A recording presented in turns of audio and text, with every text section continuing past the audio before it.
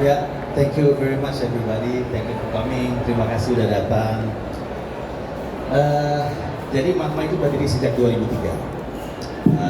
Tetapi baru kemudian berhasil memasuki jajaran box office di 2022 lewat Kodrat. So, presentasi the main project yang ada di sini memang dari Kodratverse. Kodratverse itu trilogy plus one. Karena Kodrat adalah trilogy 1, 2, 3.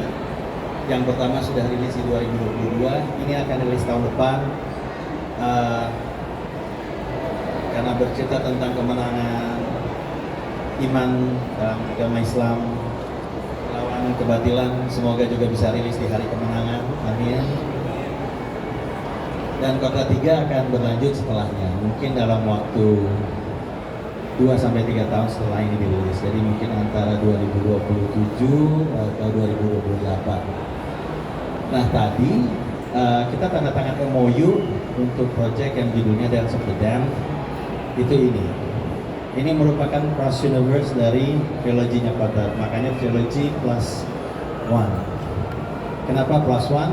Karena Ustadz Kodrat dari 3 trilogi ini akan crossover ke final trilogi dari Dance of the Damned. Ini juga trilogi. Dan di luar itu ada Pemukiman Setan 1 dan 2, yang 1 sudah rilis dan 2 lagi dalam persiapan.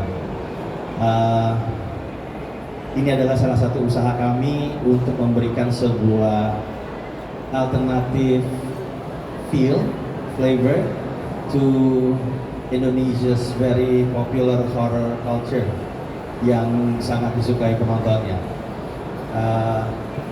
Dan karena itu Kodrat waktu lagi rilis memang dibilang ada sebutan yang mengatakan Kodrat is a genre bending movie. Jadi semoga apa yang sudah kami mulai bisa kami pertahankan dengan baik ke depan. Terima kasih. Thank you, Mr. Charles Gozali. Let's give Charles Gozali a round of applause. I'm going to brief as fast as I can to interpret this. So, Magma Entertainment was established back in 2003, but the feature film produced in 2022, Kodrat, made a massive response from the audience, and that's why the first slate that was announced is the Kodratverse Trilogy Plus One. So we have had Kodrat, which was produced in 2022. Kodrat 2 is expected to be celebrated in the day of the victory, which is Lebaran, as we call it in Indonesia. And then we're going to also produce Kodrat 3, and the title that is said Hush here was actually the one that's just announced previously on the market stage. The title is not Hush. The Goddess of the Damned. Bukan. The English title. Dance of the Damned. The Dance of the Damned. Dance of the Damned is the title. Hush is what it means. Yeah. There is Because no it was still a secret. Because in that one we use a very specific cultural element. So if we announce the title and then we produce it in the second quarter of next year, somebody might beat us to the punch to release the movie. So it's still a hush. Hush. It's not a title, it's an expression. Yes, it is. And on top of that, we also have Pemukiman Setan, as we call it, the Devil's Lair. We have had it and last year, and we're going to also produce the sequel of the Devil's Lair, which happens later as well. So that was the quick brief of the Kodratverse and Trilogy Plus One.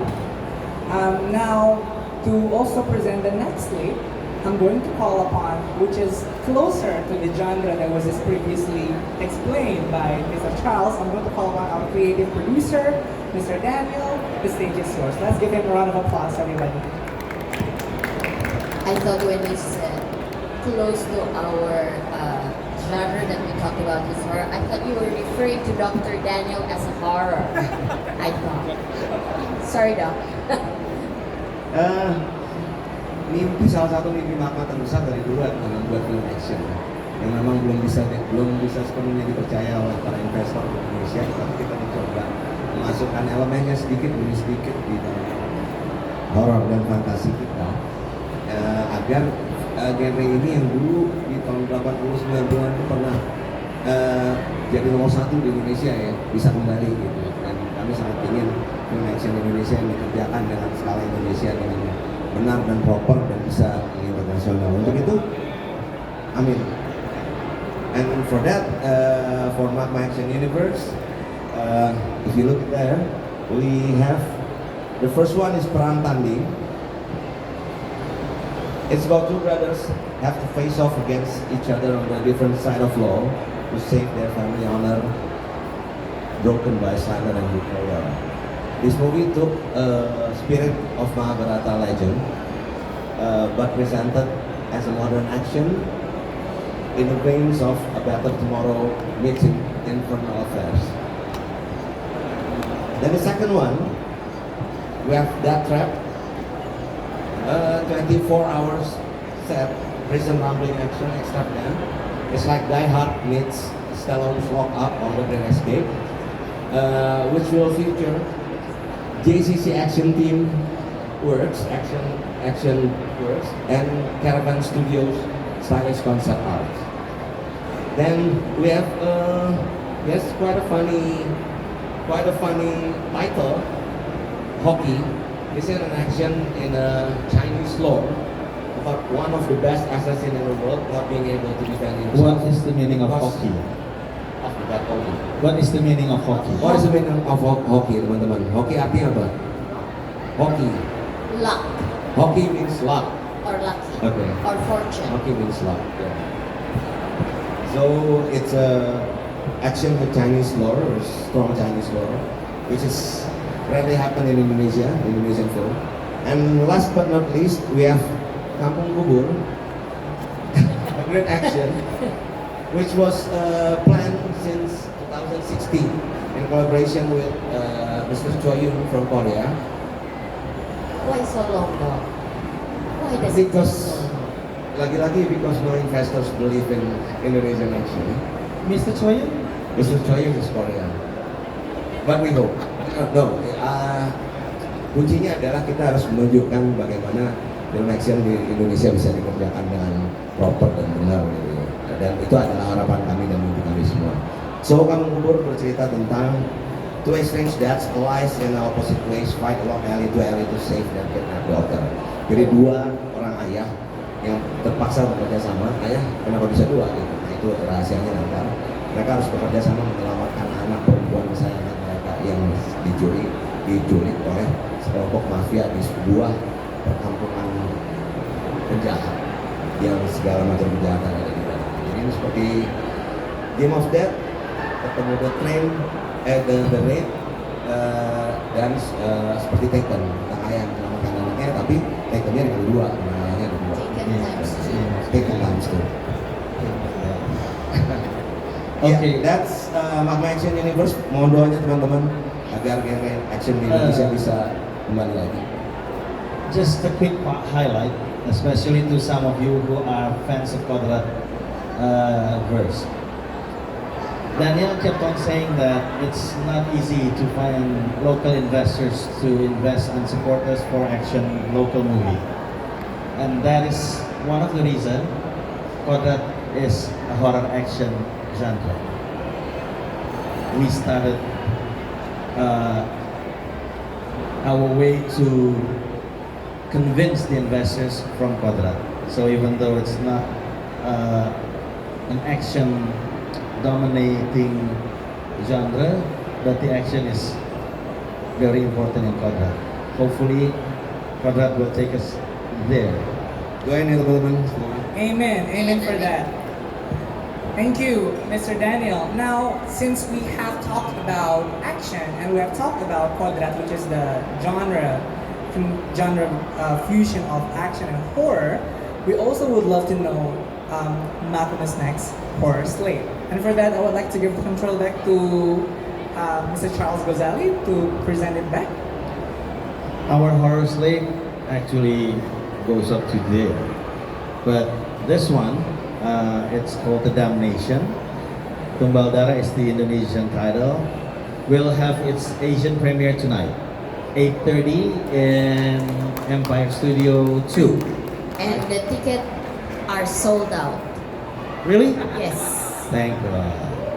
But if anybody who wants to see that don't have tickets, we can probably We'll sit at the floor. For you. Yeah. so contact us if you didn't have a ticket, don't have a ticket but need to be. Let's talk about the thing that happened on the pandemic, the beginning of pandemic, where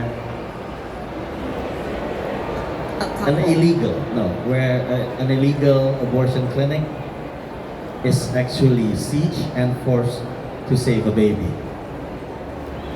So there are conflicts there, bringing in a modern horror way because we are working together with Wahana Creator, Salman Aristo, Mr. Sigit is here. Mr. Sigit. Mr. Sigit? Okay. And Cinemaku Pictures from Umay Shahab and Prilly Latifonsina. So imagine the three of us coming in together. I believe it will give you a different perspective of another subgenre horror movie for our Indonesian slate. Next is the remake of Our Father's Sumpah Pocong movie. This is actually a drama that sets in kaki gunung itu. The hill, at the hill of At the hill. a village situated in Australia. Sorry, my English. Where the people there are still believe in the traditional clinics, and Sumpah Pocong is not actually an Islamic practice, but it is believed by a lot of Indonesian people culturally, and they talk about what to see, what to believe, and how to actually relate to another person. Do you believe in the clinics? Do you believe in the religions? Or do you believe in the hearts of the people that you know, the people that you live together? This one probably will start production in 2025, late or 2026. Yeah. And this one, it's called Mayat Hidup for now. Do we have the English title? Jiangsu. Jiangsu is not English. Okay. Okay. Oh, we have. You do? Yes, You we do? have. You have English title. Sorry, I just passed my 50s. Breathe, just breathe. It's called Mayat Hidup, and it's at jumping soon in 2026 because it pays the homage to the Hong Kong vampire jumping genre, and therefore the English title is Jump Scare. Oh, yes. This will be produced next year, hopefully 2025, third quarter. And anybody who sees this, be careful. If this falls, he might wake up. So thank you. Let's give him a round of applause. Thank you for the presentation of the Magma Horror slate. Now, last but not least, we have the last slate. This would probably not necessarily closely related to the genre, but from soul, from heart, it's just as close to Magma itself. I would like to call upon Miss Lila Gozali to present Garuda Film Tribute. Halo semua, terima kasih sudah di sini, sudah bersama kami untuk melihat apa yang Magma impikan untuk dapat dilaksanakan. Kami melakukan slate dari horror sampai salah satunya cita-cita untuk action itu karena memang dengan keberadaan Jav Market ini, we truly believe kita harus bisa berkolaborasi. Kita harus bisa sebagai kreator filmmaker Indonesia tidak boleh berhenti hanya pada apa yang kita lihat dan kita miliki sekarang. Karena itulah kenapa ada Jav Market. Dan Jav Market ini akan membuka begitu banyak pintu, seperti juga kami berharap bahwa akan diteruskannya pintu yang sudah mulai terbuka untuk action untuk bisa lebih lebar lagi, lebih luas lagi agar kolaborasi itu bisa semakin happening dan bisa mewow kita semua terutama di penonton film Indonesia. Saya punya tugas kali ini untuk membicarakan tentang slate dari remake Garuda Film. Bapak-bapak dan ibu-ibu tahu bahwa kami keluarga Magma Entertainment ini berasal dari keluarga Garuda Film awalnya. Filmmaker yang telah membuat begitu banyak film dalam genre drama. Karena ayah kami, Bapak Charles Gozali, Bapak Hendrik Gozali, telah memulai segala sesuatu dalam genre drama. Jadi kalau dibilang antara Magma Entertainment dengan Garuda Film itu mungkin 90% filmnya drama. Film horornya cuma 1,5. It's not even 2. It's just 1.5. Kenapa? Karena memang ayah saya punya begitu banyak pengalaman hidup sebagai seorang anak yang dilahirkan di Indonesia, generasi pertama yang dilahirkan di Indonesia, dan beliau sebetulnya bukan filmmaker. Beliau itu dulu kalau diajak sama mami saya nonton waktu lagi masih pacaran, my mom would laugh and be very excited to see whatever the movie is or was or were, but my dad would fall asleep. By falling asleep, my mom would like, what's happening to my boyfriend? But at the same time, he is actually, I think, absorbing a lot of the inspiration by slipping through those movies. I believe we always joked around that way. To actually sum it up, who our father is, allow us to give you a presentation. So if you would like to take a look at the big screen here, bapak-bapak yang ada di sini, saya nyuwun ya, boleh berbalik atau kalau nggak ke sini ke depan. Ya nggak apa-apa, berbalik aja. Oh, soalnya lumayan deket.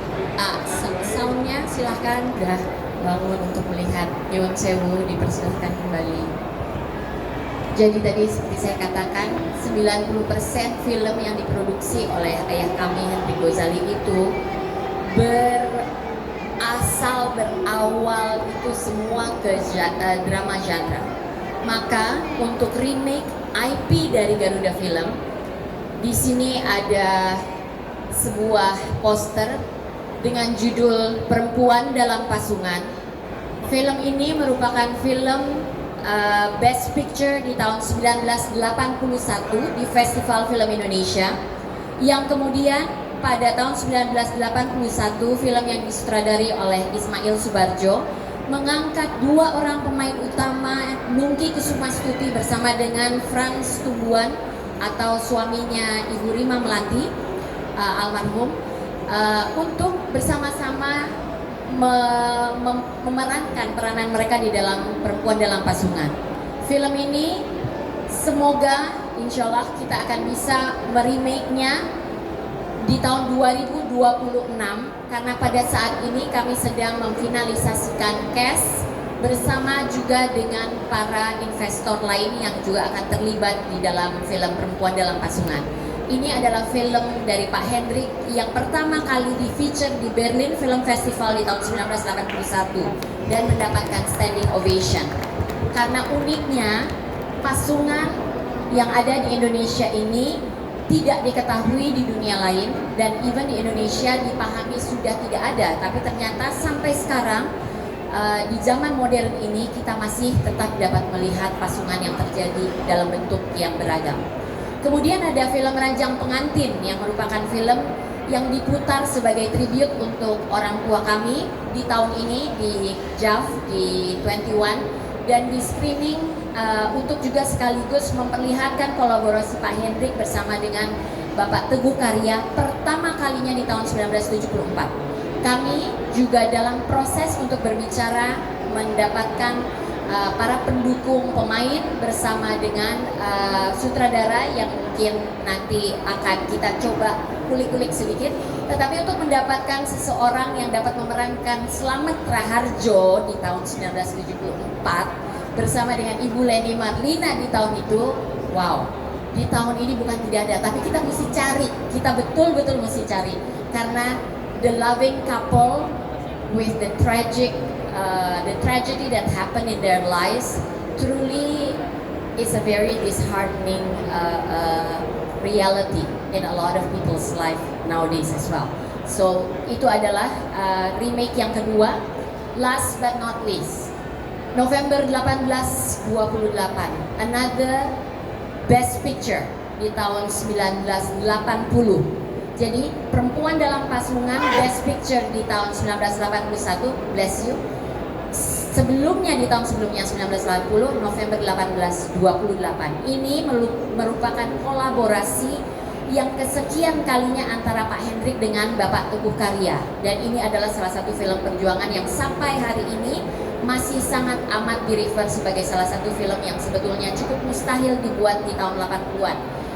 Produksinya sangat besar dari sisi budget, tapi kalau saya sebut angkanya yaitu 300 juta, hari ini nggak bisa bikin film yang 300 juta dengan kualitas dan dengan epic pada zamannya, karena ini menceritakan tentang perjuangan Pangeran Diponegoro. Lalu film ini punya sisi personal bagi saya terutama, saya yakin juga buat Charles. Di 3 hari sebelum ayah kami meninggal, beliau itu masih bersama dengan tim penulis dan juga bersama dengan orang-orang yang terdekat dari Pak Hendrik itu. Kami baru saja melakukan workshop untuk bagaimana caranya kita bisa membawa judul November 1828 ini ke dalam sebuah bentuk remake. Nanti bapak-bapak dan ibu-ibu kalau mendekat, di sini sudah ada foto seseorang yang kalau dilihat kurang lebih kelihatan ya. Sudah ada tanda tangannya, yang memiliki mukanya sudah menandatanganinya yang kemarin. Nanti lihat sendiri siapa, karena akan ada 4 karakter di balik November 1828 sebagai sebuah film yang diproduksi. Ini adalah 3 bentuk remake dari produksi Garuda Film yang mudah-mudahan di tahun 2026 ke depan itu akan kita realisasikan. Bapak dan Ibu apabila ingin melihat lebih banyak tentang siapa yang ada di Magma Entertainment pada hari ini, salah satunya tentu saja kami tidak bisa melepaskan Bapak yang satu ini, Bapak Slamet Raharjo. Karena sudah begitu dekat dan sudah begitu banyak hal-hal yang kita alami secara bersama-sama. Maka beliau adalah honorary commissioner, komisaris kehormatan yang kami ajak untuk menjadi bagian dari Magma Entertainment saat ini dan ke depan untuk meneruskan inspirasi yang telah ditinggalkan oleh Bapak Hendrik Gozali kepada kami sekeluarga. Mohon doa restunya untuk remake dari film-film Garuda Film. Semoga kami semua yang ada di Magma diberikan kemampuan, tetap diberikan banyak kesempatan untuk kolaborasi dengan siapapun agar inspirasi dari Garuda Film itu akan terus hidup lewat film-film yang dikaryakan dan yang dibuat oleh Magma Team. Terima kasih.